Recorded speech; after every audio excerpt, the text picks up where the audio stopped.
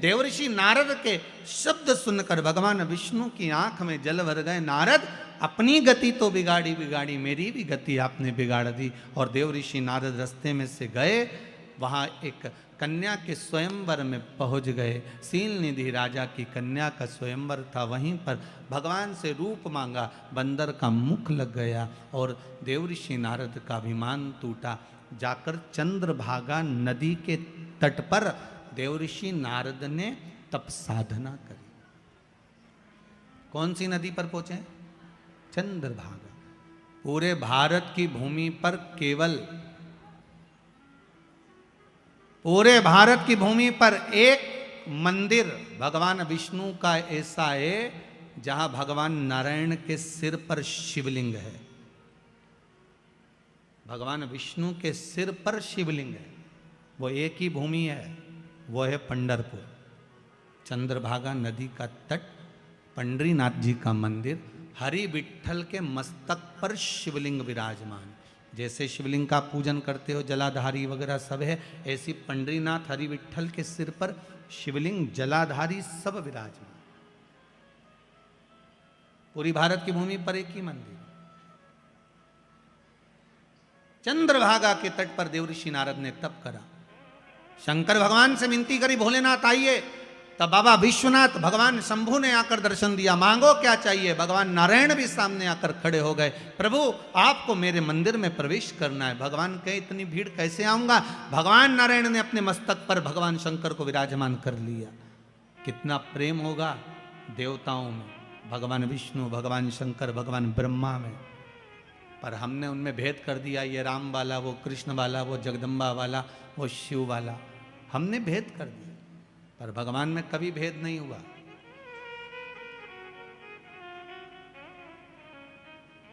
भगवान में कभी भेद नहीं। ब्रह्मा विष्णु सदा जानत। ध्यान दीजिएगा, यहाँ शब्द लिखा है, जिनके मन में भेद होता है वो नहीं जान सकते कि ये तीनों एक है। ब्रह्मा विष्णु सदाशिव जानत प्रणवक्षर के ओम अक्षर के मध्य यह तीनों एका। ओम हर भगवान एक। ना भगवान विष्णु अलग है, ना भगवान ब्रह्मा अलग है, ना भगवान शिव अलग है, तीनों एक है। तीनों में कोई विषमता नहीं है। बस हमारी दृष्टि का भेद हो सकता है। हम जैसा चश्मा लगाएंगे वैसा ही तो हमको दिखेगा। हम पहले भी आपको कहें, काला चश्मा लगाओगे सब काला दिखेगा, लाल चश्मा लगाओगे सब लाल दिखेगा, पीला लगाओगे तो पीला दिखेगा।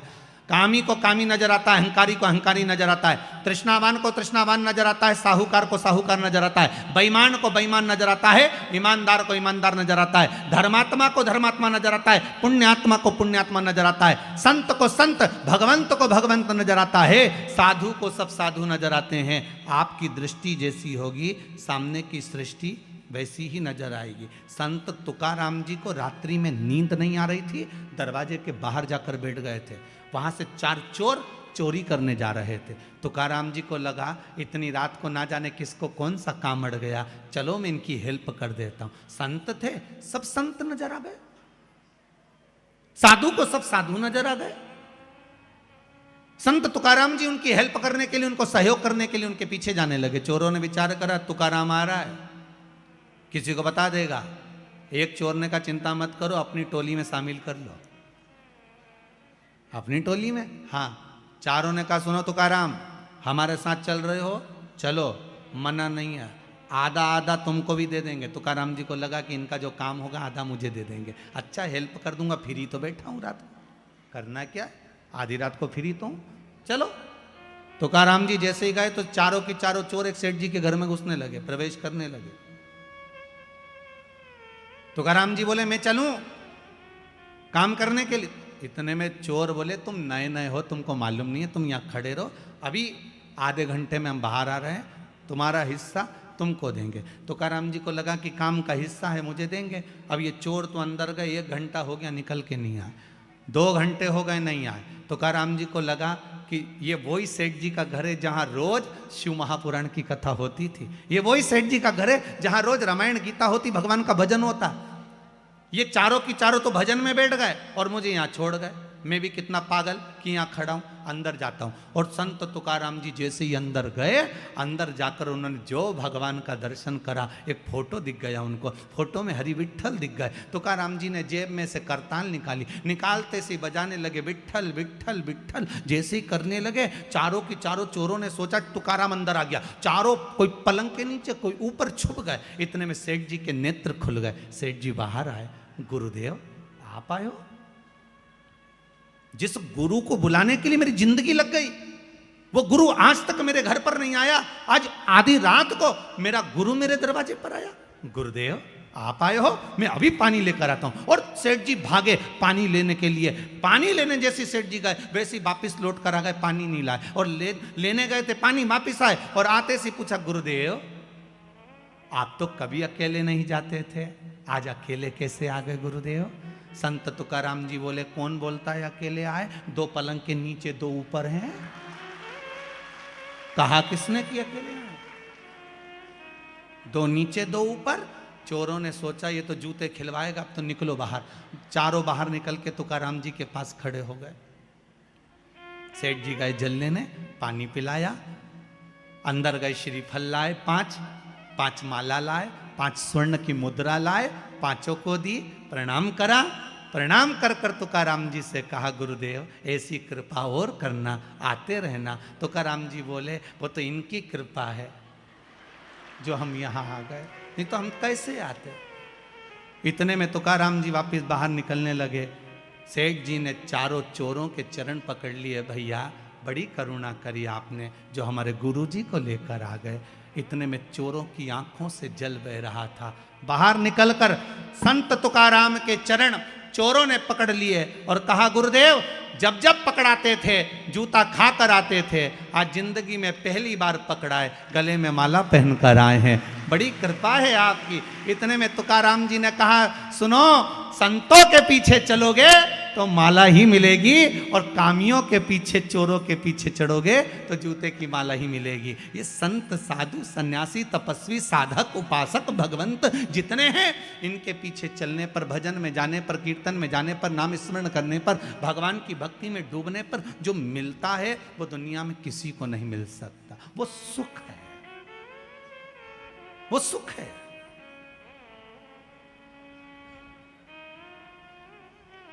वो सुख कहीं नहीं मिल सकता। मैं कहने में पीछे नहीं हटूंगा। आदरणीय श्री कैलाश जी विजयवर्गीय जी विराजमान हैं, कहीं मेंदोला जी भी बैठे होंगे, श्री रमेश जी मेंदोला। कहने में पीछे नहीं हटूंगा। आपके क्षेत्र के जितनी भी विधानसभाएं होंगी इस इंदौर क्षेत्र के अंतर्गत, कहीं भोजन भंडारे और कथा भागवत इतनी होती कि नहीं होती, वैसे तो बहुत कम सुनने को मिलती है, पर आपका जो क्षेत्र है, जिस क्षेत्र के अंतर्गत कथा चल रही है, इस क्षेत्र के अंतर्गत जिस व्यक्ति से पूछो वो एक ही बात कहता है कि हमारे क्षेत्र के जो विधायक हैं और आदरणीय कैलाश जी हैं या रमेश। अच्छा एक बात और बड़े प्रेम से बोलते हैं, दादा हैं तो वो जो कथा करवाते हैं, जो कथा के बाद में या अन्य समय पर कथा नहीं भी होती, भोजन भंडारे जो होते हैं बड़े सादगी पूर्ण होते हैं। और उस सादगी पूर्ण भंडारे में एक भंडारे ने विश्व रिकॉर्ड तोड़ा है। मैं तो उस भंडारे में नहीं पहुंचा था, पर खबर पूरे भारत में है। वो है पितृ पर्वत पर श्री हनुमान जी के विराजमान होने का। उस भंडारे ने शायद विश्व रिकॉर्ड तोड़ दिया, सारे रिकॉर्ड तोड़ दिए।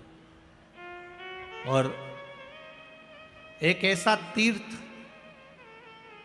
इंदौर नगर को दिया है, जीव रहे ना रहे, हम रहे ना रहे, परंतु वो तीर्थ अजर और अमर हो गया है। ऐसा तीर्थ आदरणीय श्री कैलाश जी विजयवर्गीय जी ने, मेंदोला जी ने और इनके साथ की जो टीम है उसने जो प्रदान करी है उसके लिए बहुत बहुत साधुवाद है। वो बहुत बहुत अच्छी एक पहल और एक आनंद।